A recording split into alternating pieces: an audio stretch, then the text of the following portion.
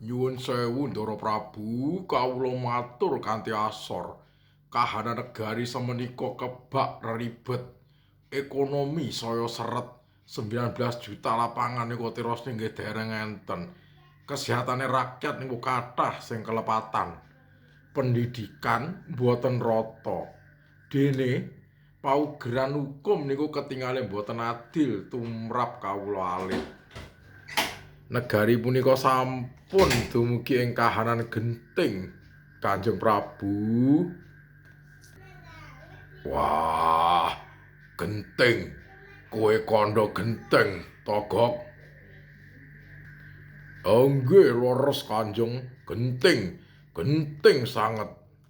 Oh, genting ya. Genting, genteng. Genting, genteng.